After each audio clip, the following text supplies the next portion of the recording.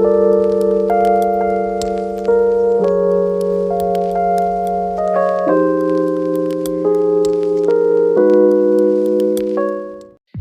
you ever wondered, what does it really take to get a business started? Because a lot of times we're in our head overcomplicating, making things difficult. But today I'm going to show you how to go online and have a business actively in business within an hour.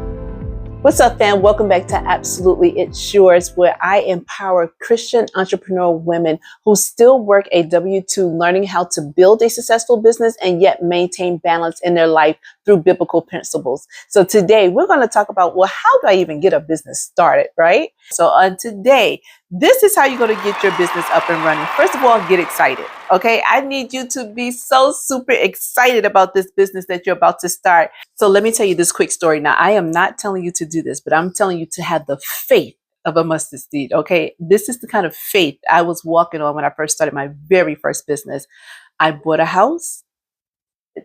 Only had a job at a bank. That's the only place I worked. I didn't have any other income. I had quit my little part-time waitressing job because I am a firm believer you have multiple streams of income. Do not put all your eggs in one basket. But I had quit my job at the restaurant. So working at the bank, bought a house. 6 months later, quit my job. Huh? What you talking about, Patricia? You quit your job? Yep, I quit my job and started my own mortgage company.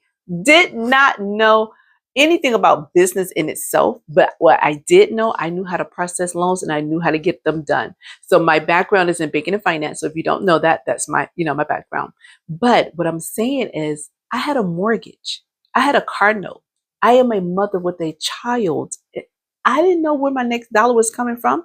I didn't have thousands of dollars saved in the bank, but I trusted and I believed that God would make a way. That's just how strong I've always been in my faith. Like, I don't know. I'm going to just do it. God's going to provide. Hell, I done been through all this other stuff. I know he can make a way for me to start a business. So I want you to have the faith of a mustard seed.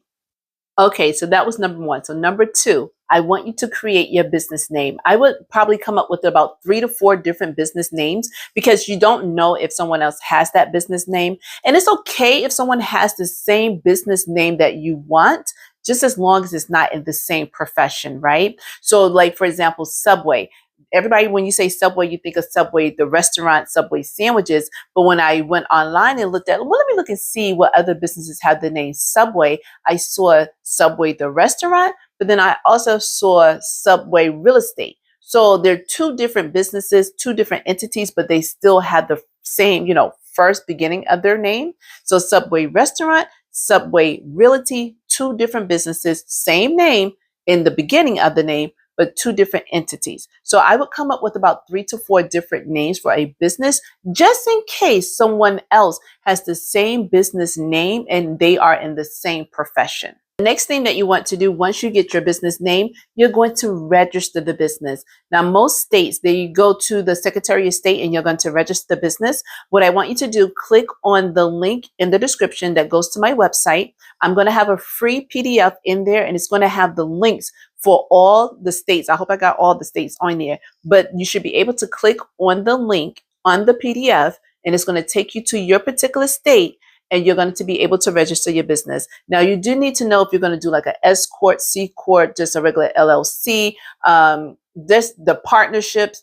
There are different types of businesses that you want to register, but I suggest that you talk to a CPA for your type of business because there are all different types of CPAs, right? Some of them specialize in certain things.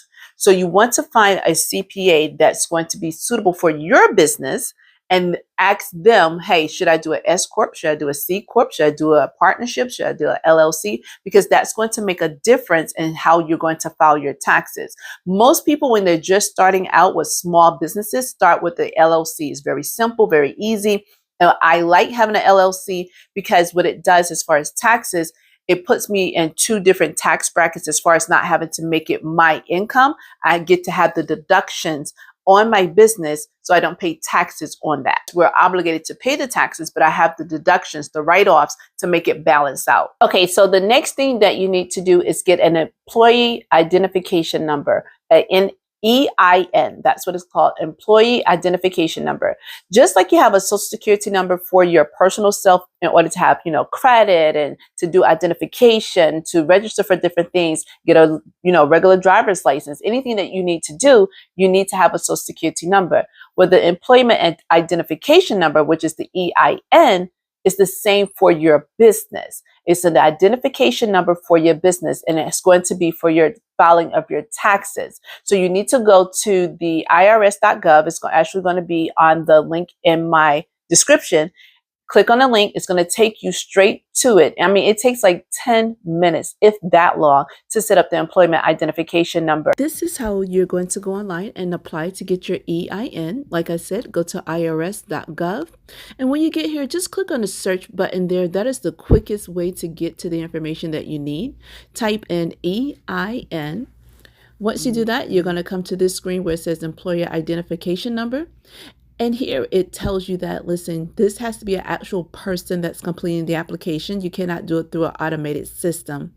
So once you do see that, you're going to scroll down and click on Apply Online. Scroll down, you'll see the hours that you have available to apply. This isn't a 24-hour system where you can apply any time of day. So you have to do it between 7 a.m. and 10 p.m. Eastern Standard Time.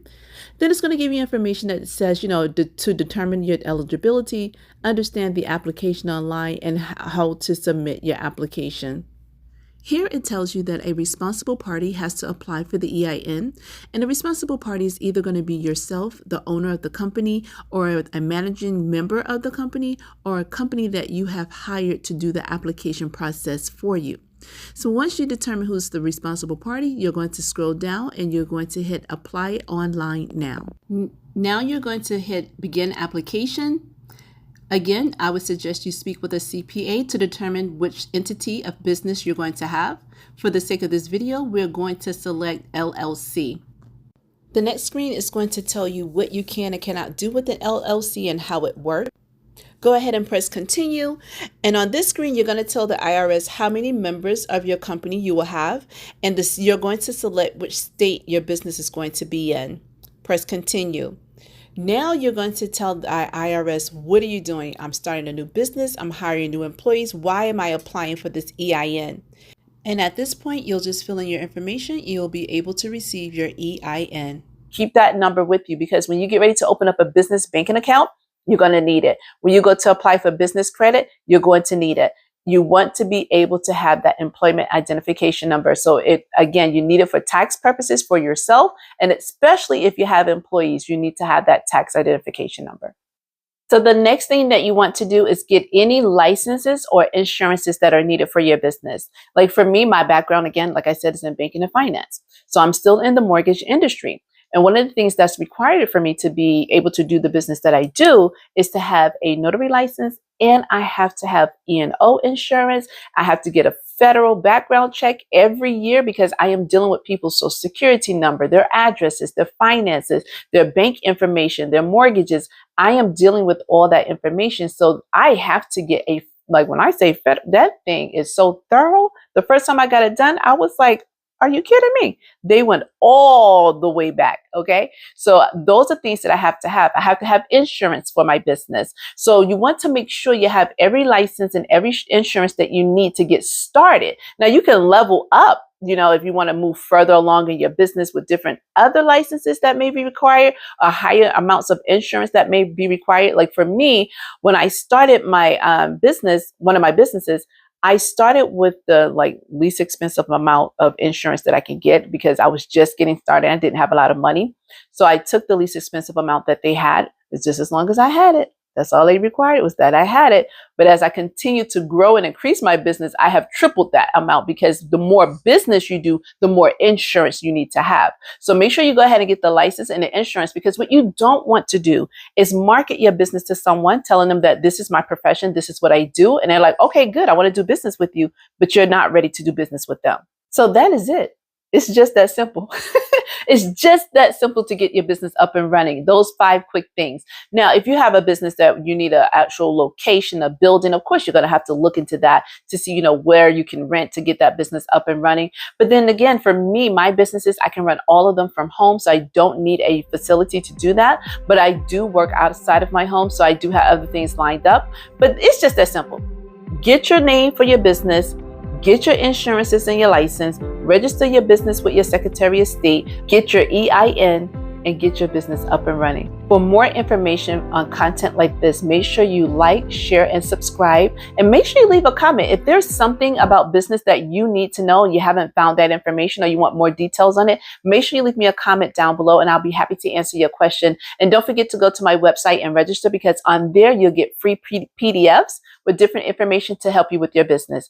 Until the next time, peace.